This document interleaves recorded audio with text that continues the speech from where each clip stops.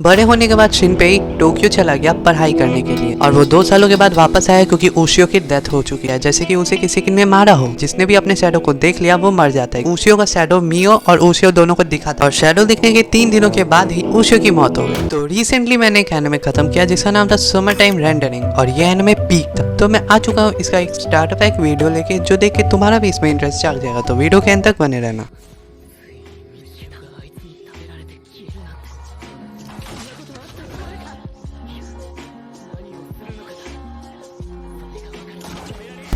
तो इस एनिमे का जो मेन कैरेक्टर है उसका नाम है शिनपेई अजीरो, जिसकी फैमिली भगवान को इतनी प्यारी थी कि उन्होंने उसे बहुत पहले ही बुला लिया। Yes, they died.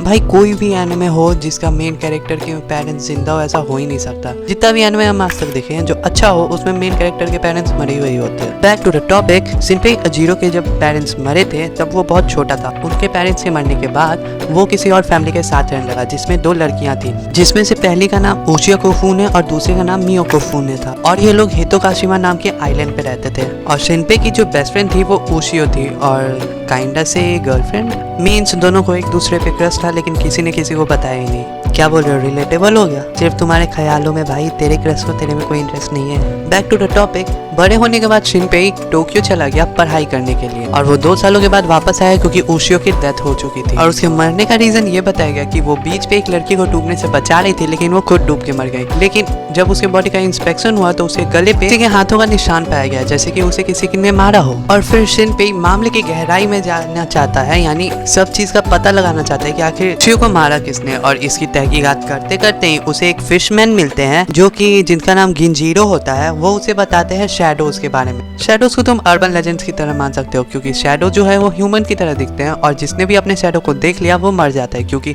शैडो उसको मार के उसी जगह लेके उसके फैमिली में रहने लगता है और धीरे धीरे करके पूरी फैमिली को साफ कर देता है। और मियो भी शिनपेई को बोलते हैं कि उसकी दादी ने उसे शैडोज के बारे में बचपन में बताया था। इनफैक्ट जब उशियो और मियो बीच में सफाई करने के लिए गए थे तब उशियो का शैडो मियो और उशियो दोनों को दिखा था और वो शैडो ही था क्योंकि कुछ सेकंड में ही वो डिसअपीयर हो गया वहां से। और शैडो दिखने के 3 दिनों के बाद ही उशियो की मौत हो गई।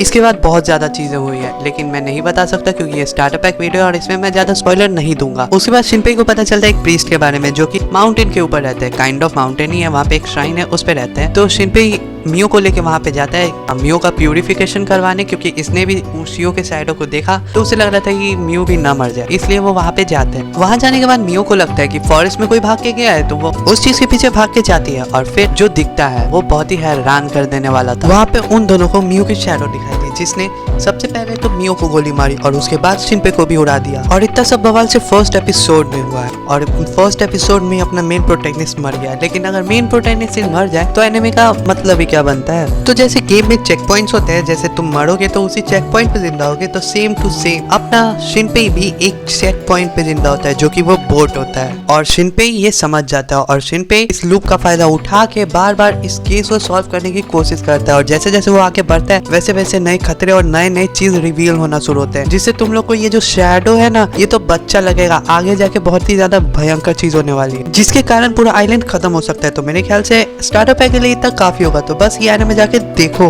और इससे भी बड़ी बात, हर एनिमे क्रिएटर अच्छा नहीं होता और उनमें से एक को मैंने एक्सपोज भी किया है जिसका वीडियो तुम्हारे लेफ्ट में आ रहा होगा। और अगर तुम लोग को रियल लाइफ कीरा के बारे में जानना है तो राइट वाले वीडियो को देखो। मैं तुमसे वहीं पे मिलता हूँ। सायोनारा।